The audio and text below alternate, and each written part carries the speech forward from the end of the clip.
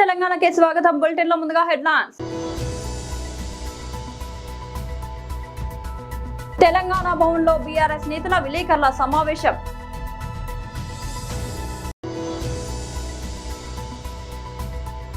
వైఎస్ఆర్ రాష్ట్ర ప్రధాన కార్యదర్శి రాష్ట్ర అధికార ప్రతినిధి జూపూడి ప్రభాకర్ రావు ప్రెస్ మీట్. ఎల్లుండి తెలంగాణ కేబినెట్ అత్యవసర భేటీ.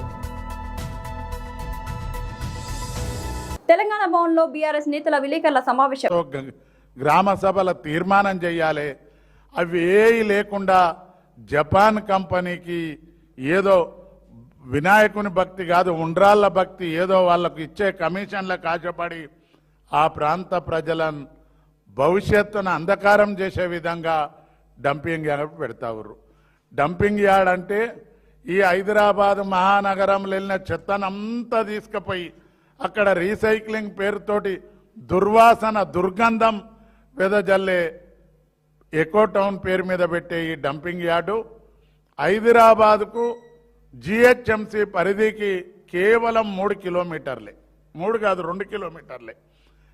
దీని ప్రభావంతో రంగారెడ్డి జిల్లా అబ్దుల్లాపూర్ మెట్ మండల్లోని ఒక 10-12 గ్రామాలకు, భువనగిరి నియోజకవర్గం పోచంపల్లి మండల పరిధిలోని ఒక 5-6 గ్రామాలకు ప్రత్యక్షంగా, అటు ఇటు ఒక 20-25 గ్రామాల ప్రజలకు పరోక్షంగా తీవ్రమైనటువంటి కాలుష్యాన్ని వెదజల్లే ఆ మహమ్మారిని ఆ ప్రాంత ప్రజల మీద నెట్టడం ఎంతవరకు సమంజసమని మేము అడుగుతా ఉన్నాం.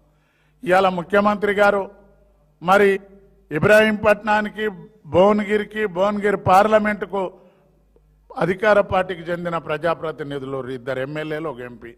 మరి వీళ్ళు కండ్లు లేవా, చెవులు లేవా? ఈ ప్రాంత ప్రజలు మీకు ఓట్లేసి గెలిపిస్తే మీరు ముఖ్యమంత్రి గారి ఒత్తిడికో ఆ కార్పొరేట్ కంపెనీ ఇచ్చే తాయిలాలకు ఆశపడి ఈ ప్రజల జీవితాలను దుర్భరం చేసే ఈ ప్రాజెక్టుకు మీరు ఒప్పుకోవడం ఎంతవరకు కరెక్ట్ అని నేను అడుగుతా ఉన్నా.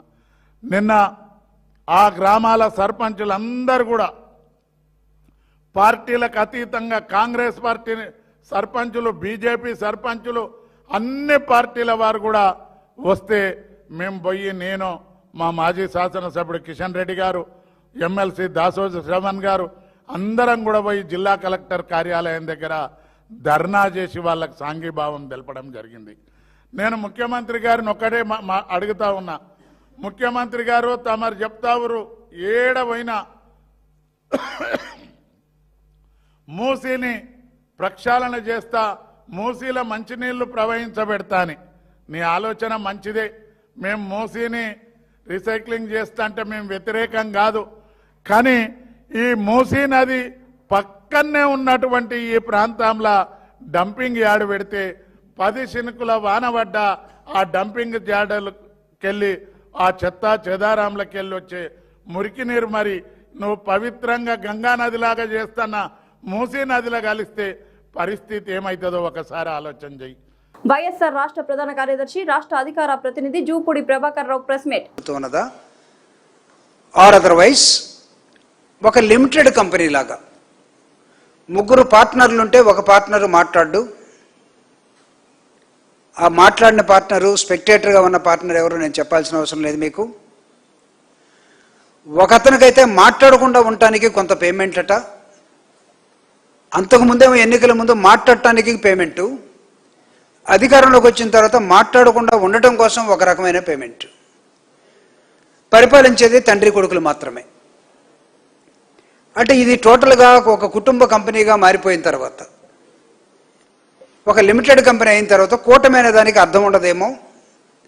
వైఎస్ఆర్ కాంగ్రెస్ పార్టీ చాలా స్పష్టంగా కొన్ని అంశాలని ఈ రాష్ట్రంలో జగన్మోహన్ రెడ్డి గారు పరిపాలించినప్పుడు ఉన్నటువంటి అనేకమైన అంశాలు ఇప్పుడు ఏమైపోయాయి, వాటిని ఎందుకు ఈ ప్రభుత్వం కొనసాగించలేకపోతూ ఉంది, దాని మాత్రమే పరిమితం అవుతూ there are a couple of questions, వీటికి సమాధానాలు చెప్పాలని మీ ద్వారా ప్రభుత్వాన్ని వైఎస్ఆర్ కాంగ్రెస్ పార్టీ ప్రశ్నిస్తూ ఉంది.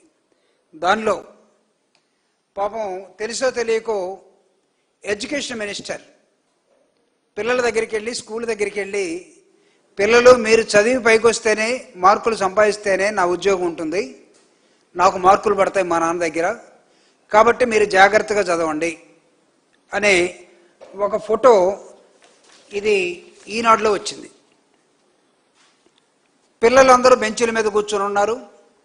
పిల్లలు ఎదురుగా ఎడ్యుకేషన్ మినిస్టర్ లోకేష్ గారు మాట్లాడుతున్నారు. ఆయన ఏమి అభ్యర్థిస్తున్నాడంటే, దయచేసి మీరు బాగా చదవండి, మీకు అన్నీ ఇస్తున్నాం కదా, మీరు బాగా చదివితే మీకు మంచి మార్కులు వస్తే నాకు మంచి మార్కులు పడతాయి. మా క్వశ్చన్లో ఏంటంటే మీకు అన్నీ ఇస్తున్నామని చెప్పాడు. ఏమి ఇచ్చారని అడుగుతున్నాం. ఈ మొత్తం ఇచ్చింది జగన్మోహన్ రెడ్డి గారు నాడు నేడు అనే ఒక వ్యవస్థను నిర్మించి ఆయన 2019-24 మధ్యలో ఆయన పరిపాలించిన కాలంలో విద్యా వ్యవస్థలో జగన్మోహన్ రెడ్డి గారు తీసుకొచ్చినటువంటి అనేకమైనటువంటి సరళీకరణ విధానాల్ని ఈరోజు ఏమైపోయాయి? విధ్వంసం ఎవడిది? This is the tag line and question from YSR Congress Party to the కూటమి. విధ్వంసం ఎవడిది? 1,00,000 మంది పిల్లలు ఈరోజు హై స్కూల్ నుంచి, ఎలిమెంటరీ స్కూల్ నుంచి డ్రాప్ అవుట్ అయ్యి వెళ్ళిపోతా ఉన్నారు. జగన్మోహన్ రెడ్డి గారు ఉన్నప్పుడు ప్రభుత్వ స్కూళ్ళకి ఖాళీలు లేవనే నోటీస్ బోర్డు పెడితే తల్లిదండ్రులు గవర్నమెంట్ స్కూల్ కోసం పరిగెత్తి పిల్లల్ని వాళ్ళ స్కూల్లో చేర్చుకుంటే ఈరోజు స్కూళ్ళన్నీ వెలవెలబోయి పిల్లలు స్కూలుకు రాకుండా ఎక్కడికో పనులకు వెళుతూ, గొడ్లకాడకి వెళుతూ, పొలం పనులు చేసుకుంటూ ఈ బడికి పోయే కన్నా పనికి పోవటం బెటర్ అని నిర్ణయించుకున్న సమయంలో తెలంగాణ రాష్ట్ర కేబినెట్ అత్యవసరంగా భేటీ కానుంది. జూలై 2వ తేదీన మధ్యాహ్నం 3 గంటలకు ముఖ్యమంత్రి రేవంత్ రెడ్డి అధ్యక్షతన ఈ కీలక సమావేశం జరగబోతోంది. సచివాలయంలోని 6వ అంతస్తులో ఉన్న కేబినెట్ హాల్లో జరిగే ఈ 34వ మంత్రి మండలి భేటీకి సంబంధించి ప్రభుత్వ ప్రధాన కార్యదర్శి ఈ రోజు అధికారిక ఉత్తర్వులు జారీ చేశారు. కేబినెట్ సమావేశం ఖరారు కావడంతో సచివాలయంలో పరిపాలన పరమైన హడావుడి మొదలైంది. ప్రభుత్వంలోని అన్ని శాఖల ప్రత్యేక ప్రధాన కార్యదర్శులు తమ శాఖలకు సంబంధించిన అజెండా అంశాలను సిద్ధం చేసే పనిలో పడ్డారు. ఈ ప్రతిపాదనలను తెలుగులో అనువాదంతో సహా రేపు మధ్యాహ్నం 1 గంట కల్లా సాధారణ పరిపాలన కేబినెట్ శాఖకు పంపాలని సిఎస్ ఆదేశాలు జారీ చేశారు. ఒకవేళ ఏ శాఖలోనైనా ఇలాంటి అజెండా అంశాలు లేకపోతే నిల్ రిపోర్ట్నైనా సరే నిర్ణీత సమయానికి సబ్మిట్ చేయాల్సి ఉంటుంది. మరోవైపు సమావేశం జరిగే సమయంలో ఎలాంటి సాంకేతిక లేదా పరిపాలన పరమైన ఇబ్బందులు తలెత్తకుండా ప్రభుత్వం ముందస్తు గట్టి చర్యలు చేపట్టింది. కేబినెట్ భేటీ ముగిసే వరకు ప్రభుత్వ ఉన్నత అధికారులు, కార్యదర్శులందరూ ఖచ్చితంగా తమ కార్యాలయాల్లో అందుబాటులో ఉండాలని సీఎస్ స్పష్టం చేశారు. దీంతో పాటు protocol director, horticulture director, translations director, TGTS union మేనేజర్లు సమావేశానికి అవసరమైన ముందస్తు ఏర్పాట్లు చేయాల్సిందిగా ఆదేశించారు. రాష్ట్ర ప్రభుత్వం తక్షణమే పెండింగ్ లో ఉన్న 2 లక్షల ఉద్యోగాలతో కూడిన నోటిఫికేషన్ ఇవ్వాలని, అలాగే ఎస్ఐ కానిస్టేబుల్ నోటిఫికేషన్ ను 20,000తో నోటిఫికేషన్ ఇవ్వాలని జార్జిరెడ్డి పీడీఎస్యూ రాష్ట్ర అధ్యక్షుడు నాగేశ్వరరావు డిమాండ్ చేశారు. ఈ మేరకు ప్రభుత్వ ఉద్యోగాలను నోటిఫికేషన్ ఇవ్వాలని కోరుతూ ఓయూలోని ప్రధాన లైబ్రరీ నుంచి ఆర్ట్స్ కళాశాల వరకు నిరుద్యోగులతో కలిసి ప్లకార్డులు పట్టుకుని పెద్ద ఎత్తున నిర్వహించారు. రాష్ట్రంలో అధికారంలో ఉన్న కాంగ్రెస్ పార్టీ ఎన్నికల సమయంలో 2 లక్షల ఉద్యోగాలను భర్తీ చేస్తామని హామీ ఇచ్చిందన్నారు. కానీ అధికారంలోకి వచ్చి 3 సంవత్సరాలు కావస్తున్నా ఇప్పటి వరకు ఇచ్చిన హామీని నెరవేర్చలేదని మండిపడ్డారు. 3 సంవత్సరాలు గడుస్తున్నా నిరుద్యోగులకు న్యాయం జరగడం లేదన్నారు. డిఎస్సి నోటిఫికేషన్ కూడా తక్షణమే విడుదల చేయాలని తెలిపారు. George Reddy PDS Telangana state president, research scholar Osman university నిరుద్యోగ జేఏసీ. ఈ రోజు వందలాది మంది విద్యార్థులు, నిరుద్యోగులు ఉస్మానియా యూనివర్సిటీ లైబ్రరీ నుంచి ఆర్ట్స్ కాలేజ్ మంది వరకు భారీ విద్యార్థి నిరుద్యోగ ర్యాలీ నిర్వహించడం జరిగింది. ఈ ర్యాలీ ప్రధాన ఉద్దేశం ఏంటంటే, కాంగ్రెస్ ప్రభుత్వం అధికారంలోకి వచ్చే ముందు నిరుద్యోగులకి న్యాయం చేస్తానని చెప్పేసి నిరుద్యోగులకి 2 లక్షల ఉద్యోగాల నోటిఫికేషన్ ఇస్తాం, వాళ్ళ జీవితాల వెలుగులు నింపనిస్తామని చెప్పేసి హామీలు ఇచ్చి ఈ రోజు ప్రకటన చేసిన సందర్భం ఉంది. కానీ దాదాపు 3 సంవత్సరాలు గడుస్తూ ఉన్నా ఈ రోజు నిరుద్యోగులకు న్యాయం జరగట్లేదు. కాబట్టి నిరుద్యోగులకి న్యాయం చేయడం ప్రధాన లక్ష్యంగా కాంగ్రెస్ ప్రభుత్వానికి ఉండాలనే డిమాండ్ తోని ఈ రోజు భారీ నిరసన ర్యాలీని చేపట్టడం జరిగింది. ముఖ్యంగా తెలంగాణ రాష్ట్రంలో ఈ రోజు పోలీస్ కానిస్టేబుల్ ఉద్యోగాలకు సంబంధించి 5,000 నోటిఫికేషన్ మాత్రమే రిలీజ్ చేశారు. వాటిని 20,000కి పెంచాలని మేము డిమాండ్ చేస్తా ఉన్నాం. అదేవిధంగా డిఎస్సి మీద పదే స్టేట్మెంట్లు ఇస్తా ఉన్నారు, కానీ నోటిఫికేషన్ విడుదల చేయట్లేదు. ఆ డిఎస్సి నోటిఫికేషన్ ని రిలీజ్ చేయాలని కోరుతా ఉన్నాం. అదే సందర్భంలో 2 లక్షల ఉద్యోగాల ప్రకటన ఏదైతుందో దాన్ని వేగంగా తక్షణమే జంబో నోటిఫికేషన్ రిలీజ్ చేయాలని మేము డిమాండ్ చేస్తా ఉన్నాం. చాలా ముఖ్యమైన విషయం ఏంటంటే, 2023లో నాటి ప్రభుత్వం contract JL, degree lecturer and polytechnic లెక్చరర్ల పోస్టులని ఉన్న పలంగా రెగ్యులరైజ్ చేసింది. దీనివల్ల సుమారు 5,500 మంది అక్రమ పద్ధతుల్లో ఫేక్ సర్టిఫికెట్స్ తో దొంగ తప్పుడు ధృవీకరణ పత్రాలతో రెగ్యులరైజ్ అయ్యే సందర్భాలు ఉన్నాయి. కాబట్టి వాటన్నిటి మీద సమగ్ర విచారణ చేయాలి. వాటన్నిటిని తక్షణమే రద్దు చేసి అర్హులైన నిరుద్యోగులకి నోటిఫికేషన్ మరలా ఇచ్చి దాన్ని ఎగ్జామ్ కండక్ట్ చేసి వాళ్ళందరికీ కొత్త నోటిఫికేషన్ ఇవ్వాల్సిన అవసరం ఉందనే విషయాన్ని మేము గుర్తు చేస్తా ఉన్నాం. మేము ఆరోపించడం కాదు, ఇంతకు ముందే వరంగల్ ఆర్జేడీ స్వయంగా ప్రకటించారు. ఎవరైతే కాంట్రాక్ట్ జేఎల్, డిగ్రీ లెక్చరర్ అట్లాగే పాలిటెక్నిక్ లెక్చరర్లు ఉన్నారో వీళ్ళందరూ జాయినింగ్ అప్పుడు ఒక సర్టిఫికేట్ సబ్మిషన్ చేశారు. వాళ్ళు ఎండ్ ఆఫ్ రెగ్యులరైజేషన్ అప్పుడు ఒక సర్టిఫికేట్ సబ్మిషన్ చేశారు. ఇట్లా ఫేక్ డాక్యుమెంట్స్ తో వేరే వేరే యూనివర్సిటీలో దొంగ సర్టిఫికెట్లు తెచ్చుకొని ఈ రోజు అక్రమ పద్ధతిలో నియామకం చేసుకున్నారు.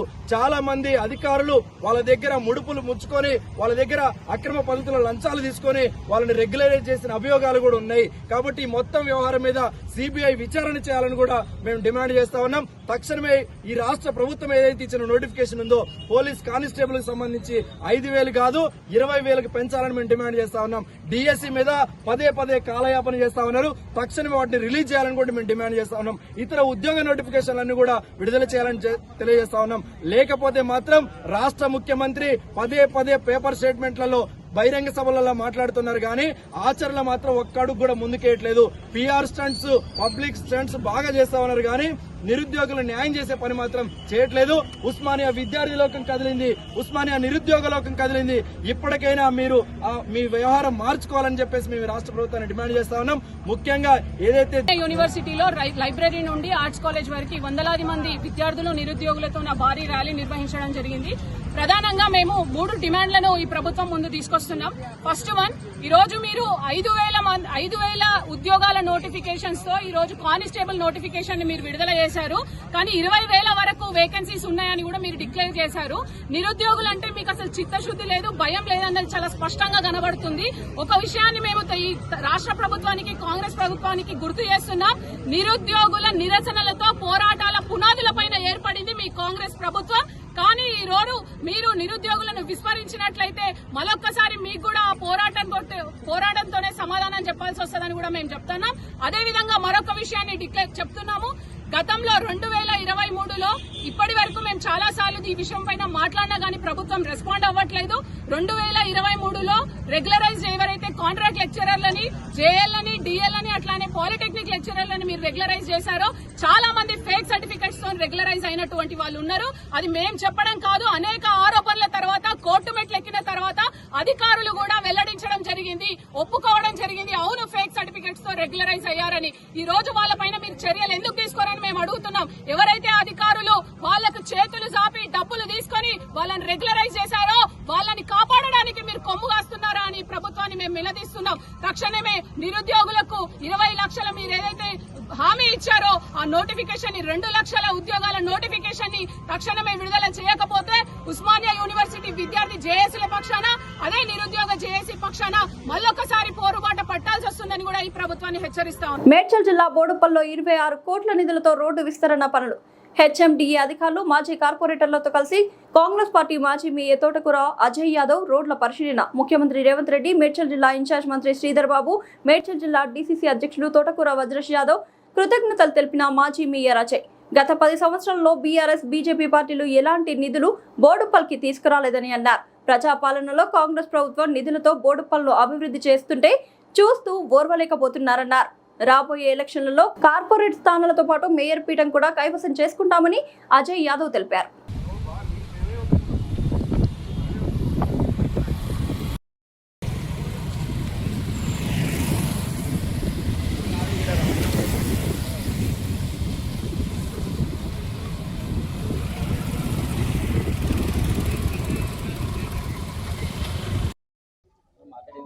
ఈరోజు మన బంగారమైసమ్మ గుడి నుండి చెనిచల రోడ్డు, అలాగే అంబేద్కర్ స్టాచ్యూ నుంచి చిల్కనగర్ రోడ్డు వర్క్ ఏదైతే పోల్స్ కోసం ఎస్సీ గారి దగ్గరికి, మన ఏడీ గారి దగ్గరికి వెళ్ళి శాంక్షన్ చేయడం జరిగింది. ఏదైతే హెచ్ఎండిఏ నుంచి 20 కోట్ల ఫండ్ అప్పుడు వజ్రేష్ యాదవ్ గారి ద్వారా మినిస్టర్ శ్రీధర్ బాబు గారి సహకారంతో మాజీ మేయర్ గారు, మాజీ కార్పొరేటర్లు అందరం కలిసి 10 కోట్లు ఈ రోడ్డుకి, 10 కోట్లు ఆ రోడ్డుకి పెట్టివేయడం జరిగింది. ఏదైతే ఎలక్ట్రికల్ పోల్ వల్ల కాస్త ఆలస్యమైంది, కానీ వర్క్ విషయంలో ఎస్సీ గారిని, ఏడీ గారిని మరియు మళ్ళీ హెచ్ఎండిఏ వారిని కోఆర్డినేషన్ వల్ల కొద్దిగా లేట్ అయింది. తప్పకుండా మాజీ మేయర్ గారు ఏదైతే ఈ రోడ్డుని చేపేయాలని పట్టుదలతో ఉన్నారు. తప్పకుండా మీరు చూస్తారు బోడుప్పల్లో ఏదైతే కనెక్టివిటీ ఇప్పుడు మనకు మేడిపల్లి ఏదైతే ఉంది, అక్కడ చిలకనగర్ రోడ్ అయితే ఉంది, అన్ని రోడ్లు హెచ్ఎండిఏ నుంచి బోడుపల్లికి ఫస్ట్ టైం హెచ్ఎండిఏ నుంచి ఇంత భారీ ఫండ్ రావడం.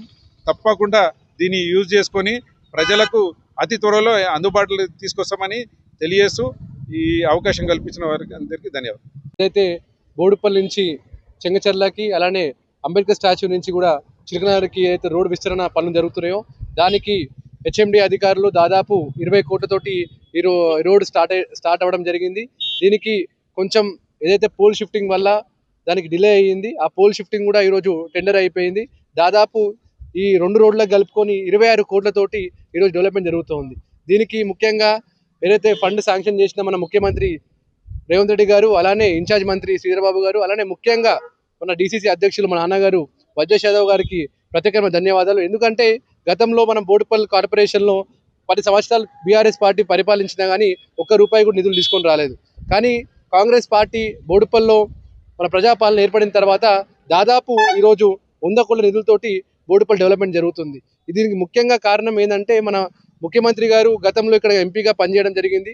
ఎంపీ గారు గతంలో ఇక్కడ ఉన్న అన్ని ప్రాబ్లమ్స్ తెలుసు కాబట్టి ఇప్పుడు మన ముఖ్యమంత్రిగా అయ్యి మనకి అన్ని నిధులు ఇచ్చి ఈరోజు డెవలప్మెంట్ జరుగుతుంది. దీనికి నేను ఒకటే చెప్తున్న బీఆర్ఎస్ నాయకులకి, 10 సంవత్సరాలు మీరు అధికారంలో ఉన్నారు, 10 సంవత్సరాల నుంచి ఒక్క రూపాయి నిధులు తీసుకొని రాలేదు, ఒక ఫండ్ తెచ్చి ఒక డెవలప్మెంట్ చేయలేదు. కానీ ఈరోజు పబ్లిక్ని మభ్యపెట్టి తిప్పుతా ఉన్నారు. పబ్లిక్కి పోయేసి అసలు ఏ ముఖం పెట్టుకొని పోతారో అర్థం కావట్లేదు. పబ్లిక్ దగ్గరికి మీరు ఒక పని చేయలేదు, ఒక ఫండ్ చేయలేదు, 10 సంవత్సరాలు ఉన్నా కానీ మీరు ఒక రూపాయి డెవలప్మెంట్ తీసుకొని రాలేదు బోడుపల్లికి. కానీ ఈరోజు కొన్ని ధర్నాలు అని చెప్పేసి పబ్లిక్ని డివైడ్ చేయడము అవన్నీ పబ్లిక్ మొత్తం తెలుసు. పబ్లిక్కి ఎవరు డెవలప్మెంట్ చేస్తుందో తెలుసు. మేము బీఆర్ఎస్ నాయకులకి ఆల్రెడీ రేపు పొద్దున రాబోయే రోజుల్లో ఎన్నికలు ఉన్నాయి. బీఆర్ఎస్ నాయకులు గలీల పొడుగు తిరగలేరు, ఎందుకంటే వాళ్ళు ఏం డెవలప్మెంట్ చేయరు, వాళ్ళ వల్ల ఏమి కాదని చెప్పేసి. మీ ముఖ్యమంత్రి కేసీఆర్ గారు, కేటీఆర్ గారు మినిస్టర్ గారు ఉన్నప్పుడు మరి బోడుపల్లికి 1 రూపాయి తీసుకొని రాలేదు మీరు. అంటే మీ ప్రభుత్వం ఉన్నప్పుడు 1 రూపాయి తీసుకొని రారు. కానీ ఈ రోజులు వచ్చి గా ధర్నా ఈ ధర్నా అని చెప్పేసి మొన్న ఏదో వాటర్ గురించి ధర్నా చేశారు. మరి 10 సంవత్సరాల నుంచి మీరే అధికారంలో ఉండే కదా, మరి ఎందుకు ప్రెషర్ రాలే అప్పుడు? మరి ఎందుకు వాటర్ సప్లై పెంచలేదు? మీరు ఏని పని ఈరోజు కాంగ్రెస్ ప్రజాపాలన ఏర్పడిన తర్వాత మేమంతా డెవలప్మెంట్ చేస్తూ ఉంటే మీరు చూడలేకపోతున్నారు. ఇక్కడ ఉన్న నాయకులకు ఏంటంటే బోడుపల్లి అభివృద్ధి చెందితే చూడలేరు. బీజేపీ నాయకులు, బీఆర్ఎస్ నాయకులు వాళ్ళు రాజకీయ స్వార్థాల కోసం తప్ప, రాజకీయం చేద్దామనే ఉద్దేశం తప్ప అభివృద్ధి చేద్దామని ఆలోచన లేదు. కానీ కాంగ్రెస్ పార్టీ ప్రజాపాలన ఏర్పడిన తర్వాత దాదాపు 2.5 సంవత్సరాలు అయింది. 2.5 yearsలో మేము ఎన్నో అభివృద్ధి పనులు చేసినాం. రోడ్లు కానీ, డ్రైనేజ్ కానీ, ఈ పెద్ద రోడ్స్ కూడా ఈరోజు చెప్తున్న వితిన్ 1 monthలో ఈ రోడ్ కంప్లీట్ అవుతుంది. ఈ రోడ్ ఇనాగ్రేషన్ కూడా శ్రీధరబాబు గారు విచ్చేజ్ ఉన్నారు. అలానే రాచెరువు కూడా ఉన్నాయి. ఏవైతే బోడుపల్లి కార్పొరేషన్లో మేము మొదలుపెట్టిన పనులు ఉన్నాయో అవన్నిటికీ వితిన్ 1 monthలో మినిస్టర్ శ్రీధరబాబు గారు వస్తున్నారు. దానికి పెద్ద ఎత్తున మనం ఈరోజు పెద్ద ఎత్తున ప్రోగ్రామ్ చేస్తాం. ముఖ్యంగా మా డీసీసీ అధ్యక్షులు వజ్రేష్ యాదవ్ గారు ఇప్పుడు స్థానికంగా ఉండి గతంలో Telangana building and other construction workers federation CITU ఆధ్వర్యంలో భవన నిర్మాణ కార్మికుల న్యాయమైన డిమాండ్స్ పరిష్కరించాలని కోరుతూ అడ్డకల్ తహసీల్దార్ కార్యాలయం ముందు ధర్నా చేయడం జరిగింది. ఈ సందర్భంగా CITU జిల్లా ఉపాధ్యక్షులు వి కురుమూర్తి మాట్లాడుతూ భవన నిర్మాణ కార్మికుల సంక్షేమ బోర్డు స్కీమ్లను ప్రైవేట్ ఇన్సూరెన్స్ కంపెనీలకు ఇచ్చిన అనుమతిని రద్దు చేసి జీవో నెంబర్ 12ను సవరించి ప్రభుత్వమే వెల్ఫేర్ బోర్డు ద్వారా కార్మికులకు సంక్షేమ పథకాలను అందజేయాలన్నారు. CSC హెల్త్ టెస్ట్ల పేరుతో గత 18 సంవత్సరాలు వెల్ఫేర్ బోర్డు నుండి సుమారు 500 కోట్ల రూపాయలు దుబారా ఖర్చు చేశారన్నారు. ఈ టెస్టుల వలన కార్మికులకు ఎలాంటి ప్రయోజనం లేదన్నారు. కార్మికులకు ఉపయోగపడని CSC హెల్త్ టెస్టులను రద్దు చేసి భవన నిర్మాణ కార్మికులందరికీ హెల్త్ కార్డులు అందించాలని తెలిపారు. సహజ మరణానికి 5 లక్షలు పెంచాలని, పెండింగ్ క్లెయిమ్లకు నిధులు వెంటనే విడుదల చేయాలని, అదేవిధంగా అర్హులైన కార్మికులందరికీ డబుల్ బెడ్రూమ్ ఇండ్లు మంజూరు చేయాలని తెలిపారు. ధర్నా అనంతరం అడ్డకల్ తహసీల్దార్ శేఖర్ గారికి డిమాండ్స్ తో కూడిన వినతి పత్రం ఇవ్వడం జరిగింది. ఈ కార్యక్రమంలో స్థానిక అడ్డకల్ భవన నిర్మాణ కార్మిక సంఘం అధ్యక్ష కార్యదర్శులు కె మల్లేష్, డి బాబు, కోశాధికారి కె చిన్న, K Janardhan, G Anji, K Anjaneyulu, G Nagaraju తదితరులు పాల్గొన్నారు. ఈ టెస్టుల వల్ల కార్మికులు ఎలాంటి ప్రయోజనం లేదు కనుక CSC హెల్త్ టెస్టులు రద్దు చేసి కార్మికులందరికీ హెల్త్ కార్డులు మంజూరు చేయాలి. సహజ మరణం చెందితే కార్మికులు 5 లక్షలకు పెంచాలి. అదేవిధంగా పెండింగ్ క్లియర్స్ నిధులు విడుదల చేయాలి. తర్వాత ఇండ్లు లేని కార్మికులకు అర్హులైనటువంటి వారి అందరికీ డబుల్ బెడ్రూమ్ మంజూరు చేయాలని చెప్పేసి కోరుతూ వాళ్ళ సంతకాలకు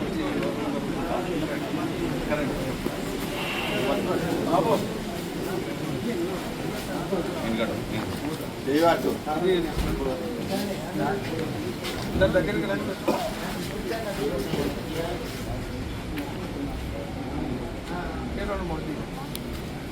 ఓకే సార్.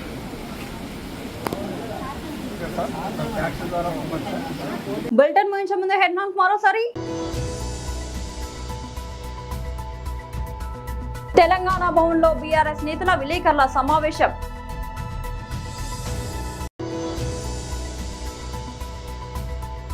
వైఎస్ఆర్ రాష్ట్ర ప్రధాన కార్యదర్శి రాష్ట్ర అధికార ప్రతినిధి జూపూడి ప్రభాకర్ రావు ప్రెస్ మీట్.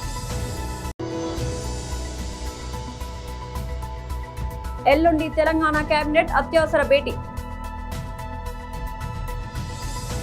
ఇది వాళ్ళ బులెటిన్ అప్డేట్. మరొక బులెటిన్ లో మళ్ళీ కలుద్దాం. అంతవరకు సెలవు.